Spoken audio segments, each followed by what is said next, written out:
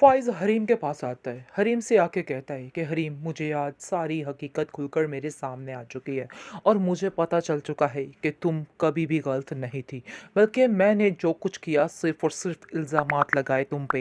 जिसको सुनकर आप देखेंगे कि हरीम कहती है कि अब इन सब बातों का कोई फ़ायदा नहीं है। ये बातें तुम अपने ज़हन से निकाल दो। जो वक़्त गुज़र गया वो हाथ नहीं आ सकता है। मैंने तुम्हें कितना यकीन दिलाने की कोशिश की, कितना कुछ कहा, लेकिन फिर भी तुमने कभी मेरी कोई बात नहीं मानी है। खैर, अब देखेंगे कि वो उसको काफ़ी ज़्यादा मनाने की कोशिश करता है और कहता है कि हरीम, एक दफ़ा फिर से तुम मुझे माफ़ कर दो। लेकिन अब हरीम के पास कुछ भी नहीं बचा माफ़ करने के लिए और वो कहती है, माफ़ तो मैं तुम्हें कर ही चुकी हूँ, लेकिन मेरे दिल से ये बातें नहीं उतरने वाली हैं। जिसको सुनकर फ़ाइज़ वहाँ से चला जाता है और वहाँ से जाते ही वो कहता है कि तुम मेरे साथ ऐसा नहीं कर सकती हो। खैर, अब देखेंगे हरीम जो है वो कहती है कि मुदस्सिर ऐसा इंसान है जिन्होंने मेरी हर जगह मेरी मदद की और मेरी ढाल बनकर रहे। आज मैं उनको ऐसे अकेला नहीं छोड़ सकती हूँ। जब वो मुश्किल वक्त में है तो मैं उनका साथ ज़रूर दूंगी। आगे से आप देखेंगे कि मुदस्सिर भी काफ़ी खुश होता है क्योंकि उसकी माँ ने पहले दिन से हरीम को देखते ये बात कर दी थी और कहा था कि बस तुम्हें अब ये काम करना है कि इस लड़की को जितनी जल्दी हो सके निकाह करके घर ले आओ। मुझे हरीम बहुत पसंद आई है। खैर, इस बात पर पहले भी मुदस्सिर नहीं माना, लेकिन उसके दिल में शुरू से हरीम ही नज़र आ रही है क्योंकि हरीम की बातें, हरीम की हर चीज़ उसको बेहद पसंद आई है।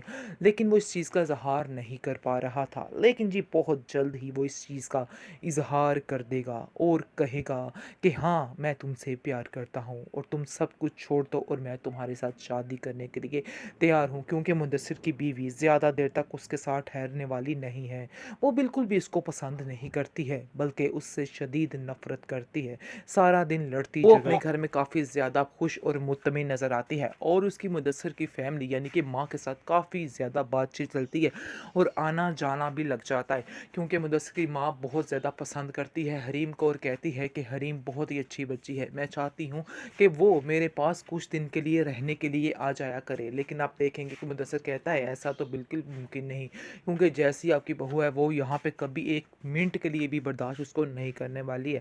खैर, बहुत ही अच्छा सिस्टम उनका चलने लग गया है और अब उसको इन बातों की परवाह नहीं, लेकिन फ़ाइज़ और उसकी फैमिली को अब जाके अंदाज़ा हो रहा है कि उन्होंने क्या किया है और क्या नहीं किया, और इस चीज़ का पछतावा आहिस्ता आहिस्ता उनके दिल में हो रहा है। दूसरी तरफ लाइबा जो है वो अपने घर में बिल्कुल भी खुश नहीं है, क्योंकि जो बाग इन्होंने दिखाए थे वो बाग तो कोई पूरा नहीं हुआ।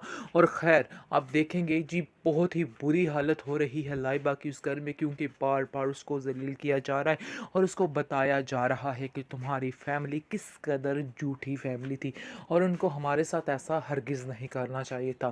खैर, उसको बताया जा रहा है, उसको कहा जा रहा है कि हम तुम जैसे झूठे लोगों में पता नहीं कहाँ फंस गए।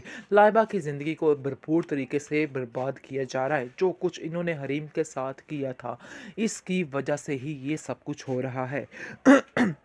सुल्ताना बेगम अब तरले मिनटों पे आ चुकी है और जाकर लाइबा के घर में उनसे माफ़ी तलाफ़ी करती है और कहती है कि मैंने जिन चीज़ों की डिमांड की थी अब इन चीज़ों को भूल जाइए और हमें माफ़ कर दीजिए। हमारे पास अब कुछ भी नहीं रहा। वहाँ पर वो जाकर सारी हकीकत बोल देती है और कहती है कि असल में रेहान सारा कुछ लूट लटा के लेके चला गया है, अब हमारे पास कुछ भी बाकी नहीं रहा है। और वो सारा कुछ ये बातें सुनकर काफ़ी गुस्से में आ जाते हैं और कहते हैं कि तू चल ज़रा, हम तुझे बाद में बताते हैं। यानी कि लाइबा के हाथों वो उसको बहुत ज़्यादा मजबूर करने वाले हैं। बेहतरीन ड्रामा सीरियल खुमार किस एपिसोड में आप देखेंगे कि अब नासिर को उसके किए की सज़ा मिल रही है, क्योंकि हुस्ना को उसके बारे में सब इल्म हो चुका है, सब कुछ पता चल चुका है कि आखिर इसका ये सारा पैसा कहाँ से आ रहा है। वो जैसे ही सारा पता करवाती है तो उसको पता चल जाता है कि ये एक लालची इंसान है और लोगों को ब्लैकमेल करके उनसे पैसे हथियाने की कोशिश करता है, जिसकी वजह से वो काफ़ी परेशान हो जाती है और कहती है कि बस अब ये बात ख़त्म समझो, यानी कि उसके किए की सज़ा उसको मिल गई। लेकिन अब देखेंगे हरीम जो है वो अपनी ज़िंदगी की तरफ आना शुरू कर रही है और अपनी ज़िंदगी में काफ़ी खुश भी नज़र आ रही है और मुतमिन भी नज़र आ रही है, क्योंकि मुदस्सिर ने उसको हर तरह की सहूलत भी दे दी है। उसके बाप का ख्याल, हर चीज़ उसको मिल रही है, इसलिए अब उसे किसी की कोई परवाह नहीं है।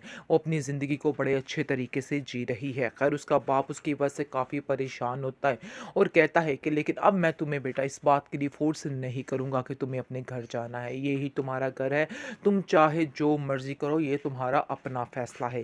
जिसको सुनकर वो कहती है कि हाँ, ये बात तो ठीक है, अब मैं खुद भी उधर नहीं जाना चाहती हूँ। खैर दूसरी तरफ रेयान ने जो उधम घर में मचा रखा और सारा कुछ लूट-लटा कर ले गया है, जिसकी वजह से आप देखेंगे कि फ़ाइज़ अब कंगला होकर रह गया है, क्योंकि फ़ाइज़ के माँ-बाप की बातें उसके आगे आ रही हैं। बहुत सी बातें उन्होंने की थी जिसकी वजह से आप देखेंगे कि अब उसके हालात दिन-ब-दिन उनके बिगड़ते जा रहे हैं। जिस पैसे पर उन्हें मान था, जिस पैसे पर उन्हें गुमान था, आज वो पैसा ही इनको डुबो रहा है। ये चीज़ का शायद इनको पहले अंदाज़ा नहीं था, लेकिन अब आकर इन्हें इस बात का एहसास हो रहा है कि उन्होंने बहुत कुछ खो दिया है।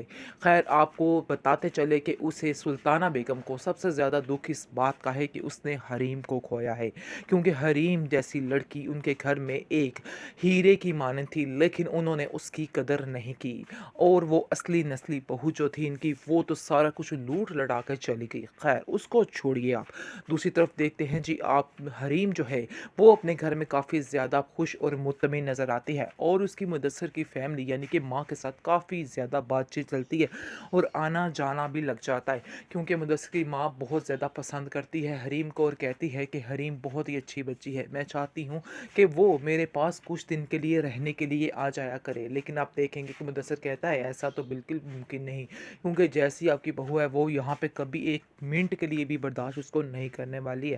खैर बहुत ही अच्छा सिस्टम उनका चलने लग गया है और अब उसको इन बातों की परवाह नहीं, लेकिन फ़ाइज़ और उसकी फैमिली को अब जाके अंदाज़ा हो रहा है कि उन्होंने क्या किया है और क्या नहीं किया, और इस चीज़ का पछतावा आहिस्ता आहिस्ता उनके दिल में हो रहा है। दूसरी तरफ लाइबा जो है वो अपने घर में बिल्कुल भी खुश नहीं है, क्योंकि जो बाग इन्होंने दिखाए थे वो बाग तो कोई पूरा नहीं हुआ।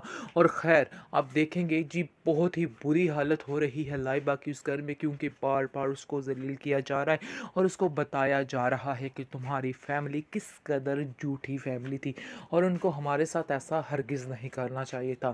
खैर उसको बताया जा रहा है, उसको कहा जा रहा है कि हम तुम जैसे झूठे लोगों में पता नहीं कहाँ फंस गए।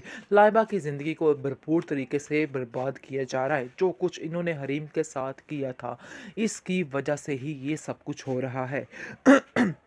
सुल्ताना बेगम अब तरले मिन्नतों पे आ चुकी है और जाकर लाइबा के घर में उनसे माफ़ी तलाफ़ी करती है और कहती है कि मैंने जिन चीज़ों की डिमांड की थी अब इन चीज़ों को भूल जाइए और हमें माफ़ कर दीजिए, हमारे पास अब कुछ भी नहीं रहा। वहाँ पर वो जाकर सारी हकीकत बोल देती है और कहती है कि असल में रेयान सारा कुछ लूट लटा के लेके चला गया है, अब हमारे पास कुछ भी बाकी नहीं रहा है।